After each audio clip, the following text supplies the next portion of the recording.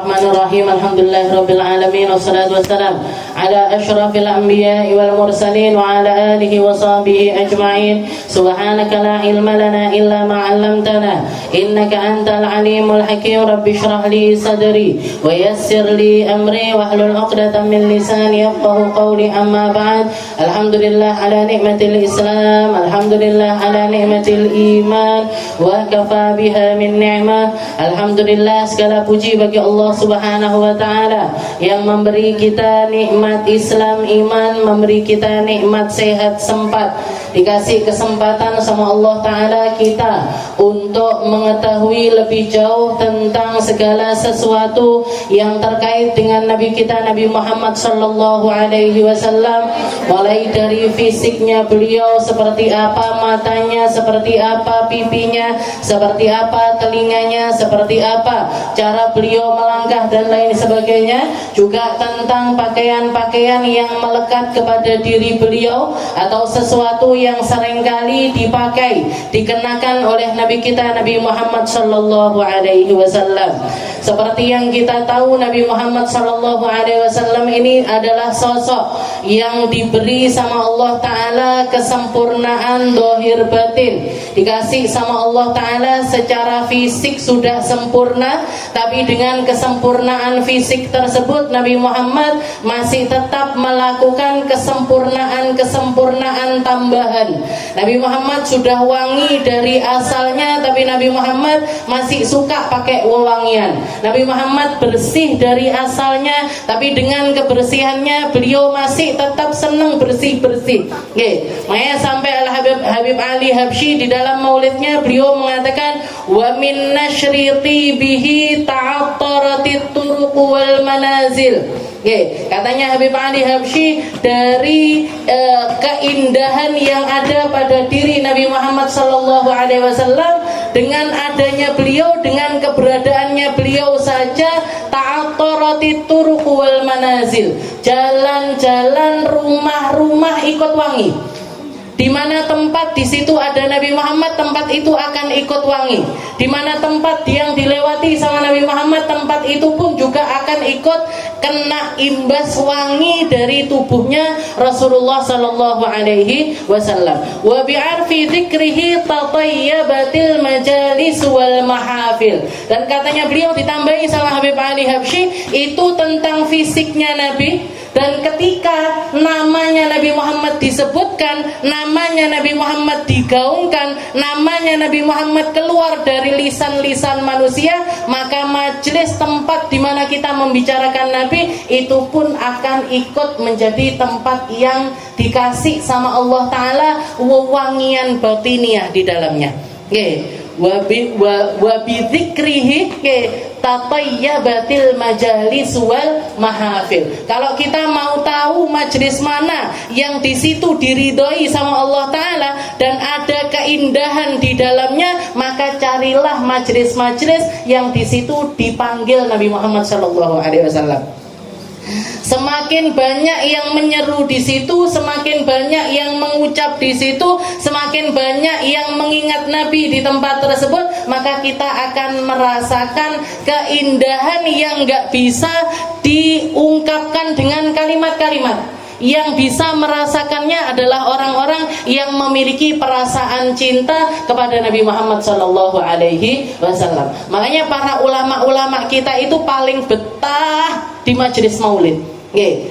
Paling seneng kalau bikin gelaran itu gelaran acara maulid. Apalagi kalau sudah masuk bulan maulid.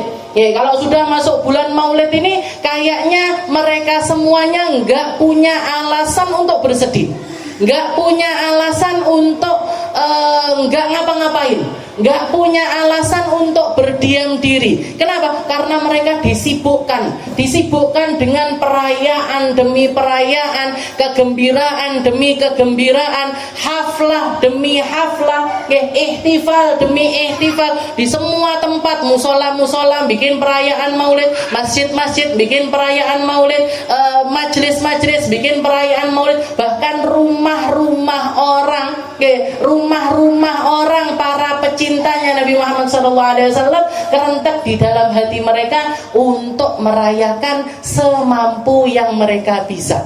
Semampu yang mereka bisa. Saya pengen bikin acara maulid di rumah saya, nanti rumahnya dihiasi, dikei cerantolan, dipik-pik, datangkan tamu-tamu yang banyak, datangkan orang-orang yang banyak. Ini sesuatu yang nggak bisa istilahnya nggak bisa dicela tuh, Bu.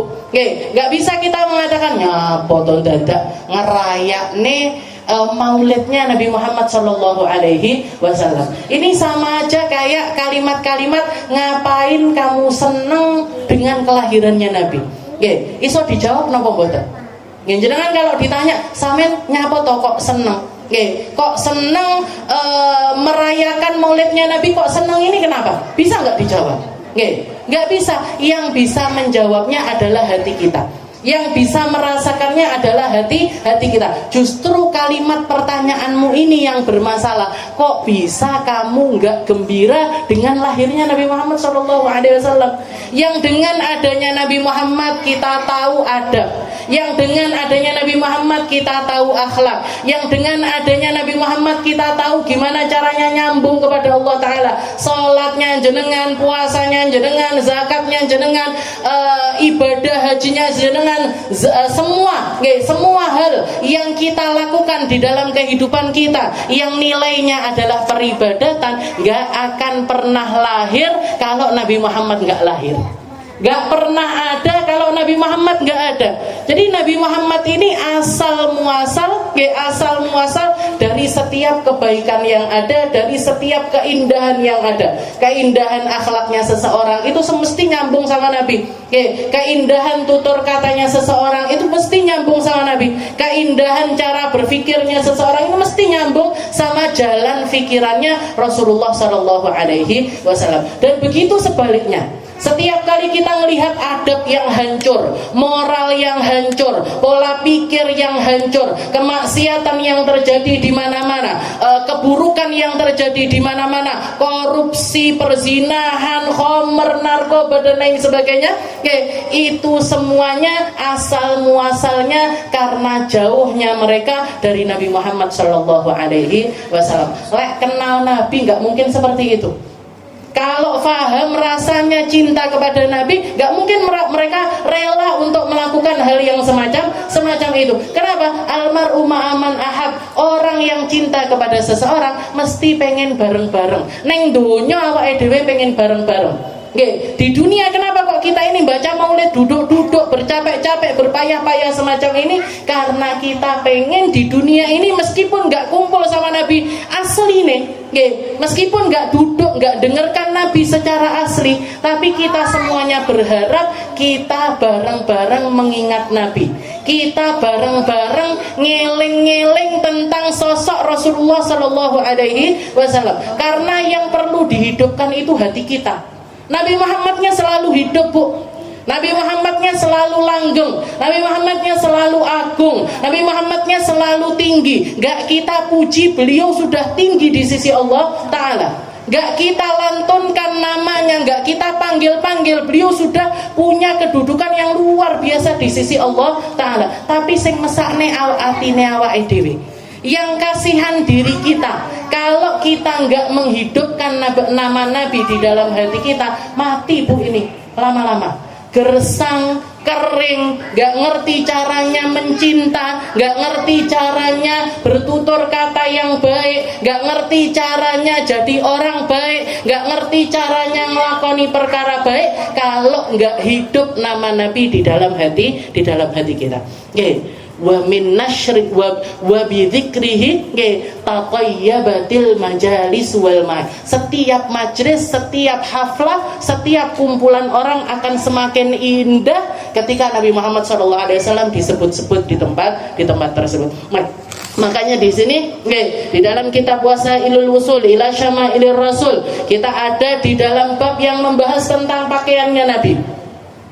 Dan di minggu yang lalu kita bahas tentang latifah, tentang sebuah jejak luar biasa yang Allah Ta'ala berikan di dalam fisik fisiknya Nabi Muhammad sallallahu alaihi wasallam. Qillam maka Rasulullah sallallahu alaihi wasallam la yabdu minhu illa tib kana ayatu dzalika fi badani syarif annahu la yattasikh lahu thawb. Karena yang keluar dari Nabi ini enggak ada yang kotor sama sekali. Maka beliau bajunya ini enggak pernah kotor. Bajunya ini enggak pernah perlu untuk dicuci. Rasulullah itu mungkin jadi satu-satunya orang kalau di zaman sekarang ini yang nggak perlu mesin cuci. Apa neh mesin pengering, apa neh multu, nggak ngatek Rasulullah. Nggak perlu hal-hal yang semacam itu. Karena badannya Nabi nggak ada yang keluar kotoran sama sekali. Nggak dari matanya, nggak dari telinganya, nggak dari hidungnya, nggak dari mulutnya. Maaf, bahkan dari kemaluannya Nabi nggak ada yang keluar kotoran sama sekali.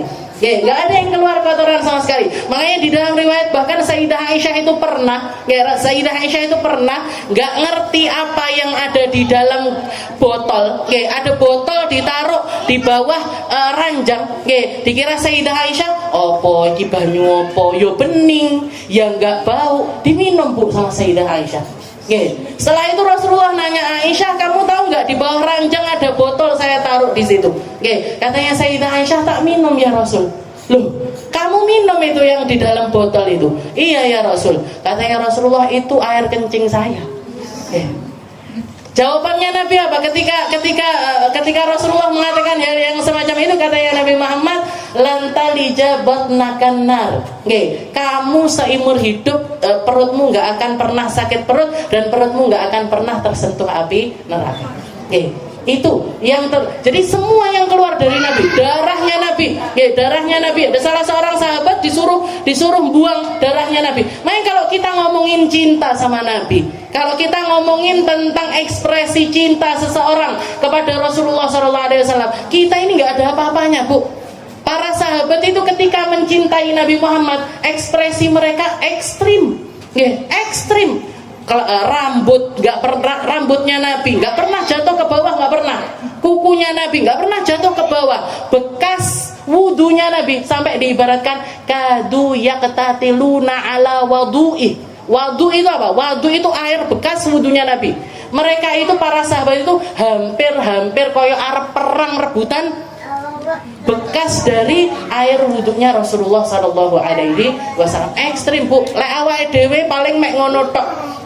Paling kalau kita itu cinta sama Rasulullah sallallahu alaihi wasallam, yang kita lakukan bercapek-capek dakwah, yang kita lakukan bercapek-capek sholawatan, yang kita lakukan ngeluarkan harta kita, ngeluarkan tenaga kita, mengorbankan kesempatan-kesempatan kita. Wayahe penak-penak ngledak-ngledak ning omah, awake dhewe lebih memilih untuk duduk capek-capek di paling cuman seperti itu aja. Apa coba yang kita lihat yang ekstrim dari cara kita mencintai Nabi Muhammad SAW ini apa?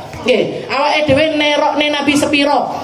Kita ngikuti caranya Nabi hidup itu seberapa dari kehidupan kita? Rasulullah tidurnya dikit, awake dhewe titik-titik turu. Nabi Muhammad makannya dikit, awake dhewe titik-titik mangan. Dikit-dikit makan kita. Rasulullah bajunya nggak pernah lebih dari sekian helai awake dhewe sampai meh ambruk lemarine niku. Sampai meh ambruk lemarine. Gitu ngomongnya buka ndak duwe klambi jare. Jilbab ndak duwe, klambi ndak duwe. Ini kan perlu di ngeten nih, anget koyo. Jadi nggak ada, dan istilahnya kalau kita ngaku cinta sama Rasulullah ini seberapa, pengikutannya kita seberapa, pengorbanannya kita seberapa, capeknya kita untuk mensyiarkan agamanya Allah Taala ini seberapa. Sedekah yo mek sak mono-mono, kena dihitung sampai saiki mbiyen sampai saiki piro sedekahe kena dihitung.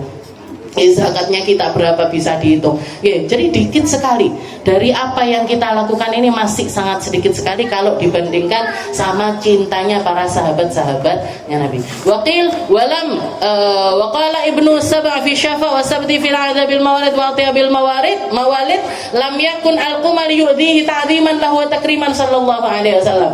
Kulitnya Nabi, badannya Nabi enggak pernah tersentuh nyamuk, enggak pernah tersentuh kutu. Jadi nggak pernah ada serangga yang nempel di badannya Nabi Muhammad Shallallahu Alaihi Wasallam. Bahkan inna dzubab la yaqa ala thiyabihi qat wa innahu lam yamtas damuhul ba'ud. Bahkan baju Nabi, baju yang dikenakan oleh Nabi atau baju yang pernah dikenakan oleh Nabi itu enggak tersentuh lalat. Baju yang pernah dipakai sama Rasulullah habis itu diberikan kepada para sahabat, enggak pernah kena, enggak ditempeli lalat sama sekali, Bu. Enggak ditempeli lalat, enggak ditempeli kotoran. Makanya pernah diceritakan Sayyidina Anas bin Malik. Sayyidina Anas bin Malik itu punya mindil, punya apa namanya? Kacu. Apa kacu? Bahasa Indonesia. Sapu tangan. Kacu. Rasulullah itu apa? Sayyidina Anas bin Malik itu punya sapu tangan. Punya sapu tangan. Di depan murid-muridnya, Sayyidina Anas bin Malik ini kan salah satu sahabatnya Nabi yang didoain sama Nabi punya anak banyak, punya harta banyak. Rasulullah ketika ibunya Anas bin Malik namanya Ummu Sulaim bilang di depannya Nabi Muhammad, Anas bin Malik masih umur 7 tahun. Ya Rasul, ud'u li Anas. Katanya Ummu Sulaim, ya Rasul, doain putra saya yang namanya Anas bin Malik ini, doain ya Rasul.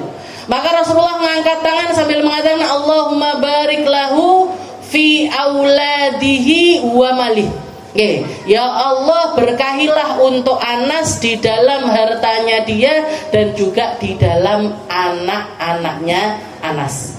Maka dikatakan Anas bin Malik ini wa fi umrih, bahkan ditambahi sama Nabi dan juga berkahi juga di dalam umurnya.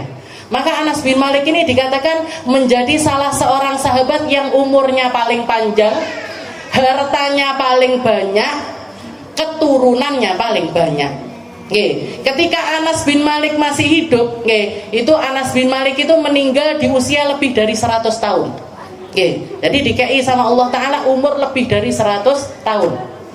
Punya harta, beliau pernah menjadi orang kedua paling kaya di negeri Madinah. Istilahnya jadi termasuk orang kayanya Madinah. Setelah itu putranya, anak-anaknya, ketika beliau masih hidup, anak cucunya ini kalau ditotal lebih dari 100 orang. Sampai ndak apal karo anak dhewe. Ki anakku sing nomor piro, iki jenenge sapa? 100 sampean. Cucunya tok dikumpulin itu 100. Itu Anas bin Malik. Jadi didoain sama Nabi dan doanya Nabi pasti dikabulkan sama Allah Taala. Dikatakan Anas bin Malik itu di usia sepuhnya ya kayak gitu, neruskan dakwahnya Nabi, ngajar, banyak orang datang ngambil ilmu dari beliau, banyak orang ngambil hadis dari beliau, banyak ngambil kisah-kisahnya Nabi dan lain sebagainya. Dan beliau ini punya sapu tangan kesayangan, sapu tangan yang selalu dipakai buat ngelap keringatnya, dipakai buat ngelap keringatnya. Setelah itu di depan murid-muridnya, Anas bin Malik ini ngelihat sapu tangannya itu udah kotor, banyak keringat, banyak kotorannya di situ. Bilang sama, manggil pembantunya, pembantu, ini sapu tangan ini tolong cuci, tolong bersihkan, tolong dibersihkan ini sapu tangan. Diambil sama pembantunya, dimasukkan ke perapen. Perapen, tempat yang dinyalakan api. Jadi ada api di situ. Ini mindil ini sapu tangan ini diuncalin yang jero geni. Yang bingung murid-muridnya, loh disuruh bersihin sapu tangan kok malah dicemplongne di logikanya, sapu tangan itu kalau kena api mesti kebakar, pasti kebakar. Tapi katanya Sayyidina Anas bin Malik, gak apa-apa, kalian lihat aja nanti apa yang aku lakukan. Beliau ngambil cutik, dicutik itu sapu tangan dari dalam api, keluar, kotorannya hilang, kering, dan sapu tangannya utuh. Ditanya sama murid-muridnya, ini sapu tangannya siapa? Katanya Sayyidina Anas bin Malik, ini sapu tangannya Rasulullah Sallallahu Alaihi Wasallam. Semua benda yang pernah nempel jasadnya Nabi Muhammad Sallallahu Alaihi Wasallam gak akan pernah tersentuh panasnya api. Nah ini yang disaksikan oleh Sayyidina Anas bin Malik. Jadi kok kotoran atau segala sesuatu yang jelek-jelek, api aja nggak mau nyentuh segala sesuatu yang nempel pada yang pernah nempel pada jasadnya Nabi Muhammad Shallallahu Alaihi Wasallam. Wa kana Rasulullah sallallahu alaihi wasallam yalbasu qalan suwatan bayda. Nah, setelah itu dikatakan di bab terakhir dari bab pakaian ini, Al-Imam Al-Muhaddits Al-Alamah Yusuf bin Ismail An-Nabhani memberikan penjelasan kepada kita tentang cara pakaiannya Nabi Muhammad sallallahu alaihi wasallam. Terus yang kita tahu Nabi Muhammad itu orangnya suka berpenampilan dengan penampilan yang indah dipandang, apik dideloke, apik, dilihatnya itu beliaunya sudah jasadnya sudah indah, tapi ditambah lagi beliau selalu memantas-mantaskan pakaian. Dikatakan di sini karena Rasulullah SAW yalbasu qalan suwatan baydo. Nabi Muhammad itu hampir nggak pernah lepas dari kopiah warna putih. Jadi senengane gawe kopiah putih. Apa ndak boleh pakai warna yang lainnya? Boleh. Pakai kopiah aja itu sudah dapat kesunahannya Nabi.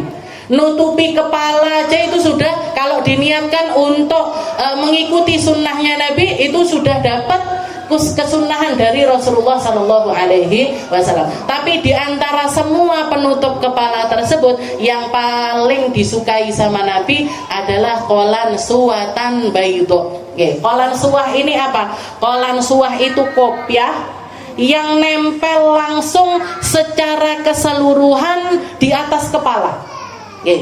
Kopiah ini kan macam-macam modelnya.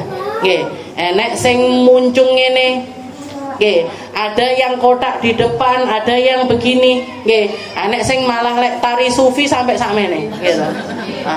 Nah, kalau yang namanya qalan suwah itu yang seperti apa? Yang namanya qalan suwah itu adalah kopiah yang kesemua bagiannya itu nempel di atas kepala. Dan warnanya yang paling sering dipakai sama Nabi, warnanya adalah putih. Warnanya adalah putih. Wal qalan suwah ghisyaun mubattan yasturur ra's. Jadi semacam kain yang yang ketat kalau dipakai pas ngepres kepala, yasturur ra's, yang gunanya adalah menutup bagian kepalanya beliau. Wa kana sallallahu alaihi wasallam yalbasul qalanis tahtal amaim. Setelah itu kalau beliau pengen pakai imamah, itu beliau memakai imamah di atas qalan suwah, di atas kopiah. Jadi kopiahan dhisik, baru setelah itu beliau pakai imamah di atasnya. Wa bi ghairil amaim, atau kadang nggak pakai imamah tapi pakai kopiah aja. Tapi hampir nggak pernah ditemukan Rasulullah itu kepalanya nggak pakai apa-apa. Jadi kecuali ketika ihram. Ketika beliau haji, umroh, nah itu baru dilepas karena memang laki-laki nggak boleh pakai penutup kepala. Nah tapi di luar itu beliau selalu, kopiah itu hampir selalu nempel. Kadang dikasih imamah, kadang-kadang nggak dikasih imamah. Wa yalbasul amaim bi ghairil qalanis. Kadang pakai imamah tok, nggak pakai kopiah. Kadang pakai imamah aja tapi nggak pakai kopiah. Wa kana yalbasul qalanis yamaniyah wa hunnal bid al mudarrabah. Yang paling sering dipakai kopiahnya warna pakai kopiah Yaman, warnanya adalah putih. Wa yalbasul qalanis dawatil adzan fil harb. Tapi kalau Rasulullah pergi perang, beliau tetap pakai kopiah, tapi kopiahnya ini yang model ada semacam adzan, adzan dudu adzan, napa? Ada kayak kupingan nih. Jadi ada yang nonjol di sebelah kanannya dan nonjol di sebelah kirinya. Nah itu biasanya dipakai sama Nabi di waktu-waktu khusus, terutamanya adalah ketika beliau berperang. Wa kana rubbama naza'a qalan suwatahu fa ja'ala sutratan baina yadayhi wa huwa yusalli. Kalau Nabi Muhammad salat, seringkali beliau melepaskan kopiahnya, atau imamahnya ini tadi dilepas, dipakai untuk jadi sutroh. Sutroh itu penanda salat. penanda sholat ditaruh di depannya Nabi ketika Rasulullah mau sholat. Warubbama lam takun ala imamah, kadang-kadang nggak pakai imamah. Fa yashuddul asabah ala ra'si wa ala jabhati. Nah, kadang-kadang nggak pakai kopiah, pakai imamah tok diubet-ubet nih di atas kepalanya Nabi. Wa kana Rasulullah sallallahu alaihi wasallam idza atamma sadala imamatahu baina katifaihi. Dan Rasulullah model imamahnya Nabi, jadi Rasulullah itu kalau pakai imamah, bagian kanannya dulu jadi imamah itu kan panjang sekali. Dan nggak ada riwayat berapa panjangnya imamahnya Nabi ini, nggak banyak riwayat yang menjelaskan tentang hal tersebut. Jadi ujungnya itu nanti ditaruh di kepala dulu. Baca bismillah ditaruh di sini. Nah, setelah itu baru diputar. Diputar dari arah kanan, diputar dari arah terus seperti itu sampai habisnya imamah. Sampai habisnya imamah nanti misalkan tinggal segini itu dimasukkan sama Rasulullah di bagian belakang, terus dikasih isdal. Isdal itu kayak enek iwir-iwire neng buri. Ada iwir-iwir. Ada kayak buntutnya. Nah, itu nanti sama Rasulullah ditaruh di sebelah kanannya di atas pundak. Jadi digini nih sama Nabi. Ditaruh di bagian kanan pundaknya Rasulullah Shallallahu Alaihi Wasallam. Kadang-kadang beliau nyisakan nggak sedikit, tapi disisakan banyak. Setelah itu Rasulullah naruh iwil-iwilnya itu tadi, begini kan, seret di bawah dagunya Nabi sampai ke belakang. Jadi separuh dagunya Nabi ini ketutupan. Nah, kadang-kadang beliau pakai model seperti itu. Kadang-kadang dimodel lagi sama Nabi, jadi disisakannya agak panjang. Setelah itu imamahnya ini disampirne di bawah lehernya Nabi. Seret. Nah, itu Rasulullah pas melek rodok necis ngoten niku. Tapi paling seringnya itu disisakan sedikit, setelah itu jadi suwir di sini. Suwir. Ganti nih bahasanya. Riwil-riwil nggih. Jadi sedikit di sini. Jadi kalau jenengan lihat ulama-ulama kita itu kok kayak Habib Segaf itu paling seneng dikasih sedikit. Nah, ditaruh dan disampirnya di sebelah kanan. Itu hadisnya marwi, istilahnya enek sanate Bu, iwil-iwil niku lho wonten sanate. Jadi iwil-iwil cara imamahnya para ulama-ulama kita itu bukan enggak ada dasarnya, itu ada dasarnya. Jadi sekedar ininya. Jadi Rasulullah itu modelnya yang paling sering seperti itu, ditaruh di sebelah kanannya beliau, kadang-kadang disisakan panjang. Setelah itu nanti disampirnya di bawah, sampai sedikit dari bibirnya Nabi itu ketutupan. Jadi ketutupan sedikit terus dikebelakangkan.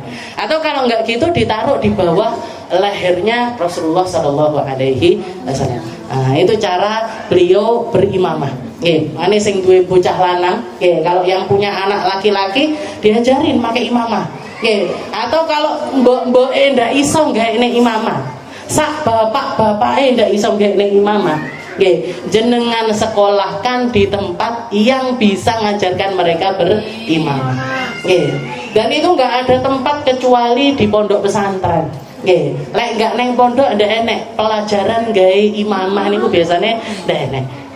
Jadi ini sunnahnya Nabi Muhammad Sallallahu Alaihi Wasallam, dan ini syiarnya Nabi Muhammad Sallallahu Alaihi Wasallam. Syiarnya Nabi ini pakaian-pakaian yang semacam ini. Jangan sampai anak-anak kita itu malah justru asing dengan pakaiannya Rasul, asing dengan model pakaiannya Nabi, tapi mereka lumrah dengan pakaian-pakaian yang warna-warni yang kekinian.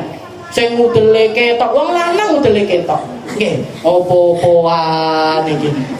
Jadi laki-laki loh, pakai baju, bagian perutnya kelihatan. Kalau enggak gitu, istilahnya hampir enggak ada perbedaan antara pakaian laki-laki sama pakaian perempuan. Jadi jangan salahkan kalau zaman sekarang ini banyak anak laki melambai-lambai, banyak anak laki yang nggak ngerti caranya berpakaian seperti laki-laki, bersikap seperti laki-laki, berpikir seperti laki-laki, kerja seperti laki-laki, perkasa seperti laki-laki. Kenapa? Karena mereka nggak mendapatkan pendidikan seperti orang-orang zaman-zaman dahulu. Orang zaman dulu itu anaknya umur 4 tahun, 5 tahun dijak numpak kuda, Bu. diajarin memanah, diajarin kalaupun misalkan nggak seperti itu pun diajarin gimana caranya jadi seseorang yang memimpin sesuatu. Nggih, jadi mulai umur 7 tahun, 8 tahun sudah di imam sholat. Nggih, sudah pinter adzan, sudah pinter iqamah, sudah pinter melakukan hal-hal yang itu memang porsinya laki-laki di situ. Nggih, istilahnya bojone jenengan resik-resik mobil, anaknya yang laki diajak. Nggih, bersihin motor diajak. Nggih, benakne lawang, benakne genteng, lek tiba piye Ustaz? Nggih. Belum, istilahnya ya hati-hati, nggih. Jadi istilahnya hal-hal semacam itu bukan dihindari tapi dipelajari, bukan dibuang seperti itu, nggih. Jangan kebanyakan ketakutan, nggih. Kalau kita kebanyakan ketakutan, anak-anak kita nggak akan jadi anak-anak sing tatah, nggih. Padahal hidup ini keras, nggih. Nggih toh, keras ngomong mboten hidupnya kayak keras kabeh. Jadi hidup ini soro, hidup ini keras, hidup ini butuh usaha yang besar, effort yang besar. Untuk sekedar hidup aja kita itu banyak hal yang perlu dilakukan. Jangan sampai mereka menjadi orang-orang yang nggak ngerti ilmunya kehidupan. Dan ilmu kehidupan paling baik yang ngikuti caranya Nabi Muhammad Sallallahu Alaihi Wasallam. Wa kana sallallahu alaihi wasallam, ini tadi yudirul amama ala rasi yaghziruha min waraihi, disamperne ke belakang, disamperne seperti itu. Wa kana sallallahu alaihi wasallam idza atamma sadala imamatahu baina katifai wa fi awqatin kana yadhummuha wa yarshuquha wa awqatin yurkhiha jumlatan. Kadang-kadang diginikan, kadang-kadang di macam-macam. Nggih. Wa kana sallallahu alaihi wasallam katsirun ma yaltahi bil imamah min tahtil hanak ka tariqil maghribah. Wa kana sallallahu alaihi wasallam imamatun tusamma sahab. Dan Nabi Muhammad itu pernah punya imamah, pernah punya imamah kesayangannya Nabi, dan imamah tersebut dikasih nama sama Nabi as-sahab. As-sahab itu artinya awan, awan, mega. Jadi Rasulullah itu suka ngasih nama, benda-bendanya itu suka dikasih nama. Siwaknya Nabi ada namanya, sandalnya Nabi ada namanya, gordene Nabi, kasure, enak jenenge. Rasulullah itu suka ngasih nama barang-barangnya. Termasuk diantaranya adalah imamah. Imamahnya Nabi Muhammad itu punya imamah dikasih nama sahab. Sahab itu artinya adalah awan, mega. Fawahabaha li Ali radhiyallahu taala anhu. Itu imamah dihadiahkan sama Nabi kepada Sayyidina Ali. Dan dikatakan Rasulullah menghadiahkan imamahnya yang namanya sahab itu ketika terjadi perang Khaybar. Ketika terjadi perang Khaybar, para sahabat itu ngepung daerah Khaybar. Khaybar itu satu kampung yang isinya itu orang-orang Yahudi, dan tempatnya itu sangat luas sekali, terus bentengnya itu berlapis-lapis, sehingga perangnya Nabi di perang Khaybar itu memakan durasi waktu yang panjang. Bahkan ada yang mengatakan sekitar 15 hari sampai 20 hari. Termasuk di antara bagian yang paling sulit ditaklukkan itu benteng yang terakhir. Dijebol sekali nggak bisa, 2 kali nggak bisa, 3 kali nggak bisa, sampai akhirnya Rasulullah itu malam harinya beliau mengatakan la'u'tiyanna rayata ghadan ala rajulin. Ini bendera perang atau pemimpin perang, nanti besok akan aku berikan benderanya kepada seorang laki-laki. Yaftahullahu alaih. Insya Allah kalau dia yang jadi pemimpinnya, nanti kita akan dapat kemenangan. Kemenangan itu akan datang dari Allah Subhanahu wa taala. Wa huwa rajul, dan laki-laki ini yuhibbullah wa rasulah. Dia adalah seseorang, ciri-cirinya adalah seorang laki-laki yang sangat cinta kepada Allah, sangat cinta kepada nabinya. Sangat cinta kepada Allah, sangat cinta kepada rasulnya. Wa yuhibbuhullah wa yuhibbuhu rasuluh. Dan bukan cuma sampai di situ saja, Allah juga cinta sama laki-laki tersebut, Rasulnya juga cinta kepada laki-laki tersebut. Sehingga dikatakan pada malam Rasulullah ngomong seperti itu, subuh ketika mau sholat subuh, itu para sahabat yang merasa dirinya itu punya istilahnya kuat-kuat atau yang sering kali memimpin peperangan dan lain sebagainya itu maju paling depan. Sayyidina Abu Bakar, Sayyidina Umar, Khalid bin Walid dan lain sebagainya itu nenggone ngarep-ngarep, istilahnya berharap aku. Karena yang dijanjikan sama Rasulullah kan nggak main-main. Yuhibbullah wa rasuluhu wa yuhibbuhullah wa rasuluhu. Allah cinta sama dia, Rasul cinta sama dia, dan dia juga dicintai sama Allah dan dicintai oleh Rasul. Jadi para sahabat-sahabat itu ngadeg-ngadeg nenggone ngarep-ngarep, salat di bagian paling depan. Begitu Rasulullah SAW, Assalamualaikum warahmatullahi wabarakatuh, selesai zikir, doa dan lain sebagainya, Rasulullah mengatakan Aina Ali. Mana Ali? Mana Ali? Para sahabat nengok di barisan paling depan nggak ada Sayyidina Ali. Di barisan paling nomor 2 nggak ada juga Sayyidina Ali. Tiba-tiba Sayyidina Ali malah neng buri dewi. Ternyata Sayyidina Ali malah justru sholatnya itu di belakang sendiri, dipanggil sama Rasulullah SAW. Setelah itu Rasulullah memberikan bendera perangnya itu kepada Sayyidina Ali. Sayyidina Ali ketika maju, beliau itu nggak pede. Bukan nggak pede karena nggak bisa perang, enggak. Katanya Sayyidina Ali, ya Rasul, saya ini beberapa hari ini mata saya ini bahkan nggak bisa melek karena sakit mata. Jadi beliau itu sakit mata sampai merem, matanya nggak bisa melek. Gimana saya mau jadi pemimpin perang? Gimana saya mau jadi jadi pembawa benderanya umat muslim? Maka Rasulullah ngeludah di tangannya. Rasulullah ngeludah di tangannya. Setelah itu diusapkan di matanya Sayyidina Ali, sembuh filhal. Sembuh waktu itu juga. Bahkan Sayyidina Ali mengatakan sejak saat itu sampai aku meninggal nggak tahu loro motone. Padahal sebelumnya sering gampang belean seperti itu Sayyidina Ali. Nah, sebelumnya juga pernah Sayyidina Ali itu kakinya hancur, Bu.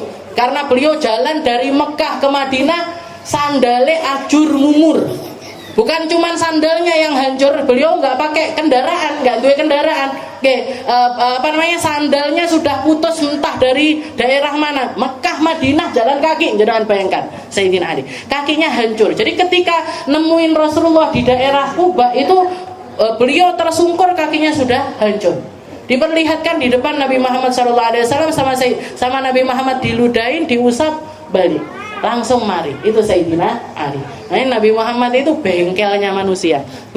Loro moto marani Nabi, kupingnya cuwil marani Nabi, tangannya pudul marani Nabi, sikile enak nggih. Dokter ora payu zaman biyen. Jadi itu, ketika Rasulullah ngasih bendera peperangan tersebut, Rasulullah juga memakaikan imamah kepada Sayyidina Ali. Nah, imamah yang diberikan itu adalah imamah yang bernama As-Sahab. Farubbama tala Ali fiha fayaqul sallallahu alaihi wasallam atakum Ali fis sahab. Makanya sejak saat itu dikatakan kalau Sayyidina Ali datang di hari-hari berikutnya, istilahnya kalau Sayyidina Ali datang pakai imamah yang hadiahnya Nabi Muhammad itu, Rasulullah itu sering memamerkan kedatangan Sayyidina Ali sambil mengatakan atakum Ali fis sahab. Kalau di dalam bahasa Arab lek di artekne kan malih ngene. Ali teko numpak awan. Ali teko naik mega, naik mega. Padahal maksudnya Nabi, Sayyidina Ali datang pakai imamah yang hadiah dari saya yang namanya adalah As-Sahab. Atakum Ali fis sahab. Wa an Ali radhiyallahu ta'ala anhu qala ammamani Rasulullah sallallahu alaihi wasallam bi imamatin sadala tarfaha ala mankibi. Dikatakan Sayyidina Ali bin Abi Thalib juga pernah meriwayatkan ammamani Rasulullah memakaikan imamah di atas kepalaku bi imamatin, dan ketika Rasulullah memakaikan imamah sadala tarfaha ala mankibi, Rasulullah menyisakan iwir-iwir titik di bagian belakang, setelah itu diletakkan di atas pundak bagian kanan saya. Nah, ini riwayat dari Sayyidina Ali.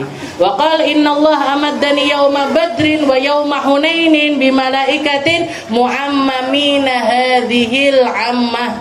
Itu juga dari Sayyidina Ali. Sayyidina Ali mengatakan, diriwayatkan dari Nabi Muhammad SAW, amaddanillahu innallaha amaddani yauma badrin wa yauma hunainin. Sesungguhnya Allah Ta'ala itu menurunkan bantuan bala tentara dari atas langit ketika perang Badar maupun juga ketika perang Hunain, kesemuanya malaikat tersebut turun dengan memakai imamah yang enek iwiri-iwire di sebelah kanan.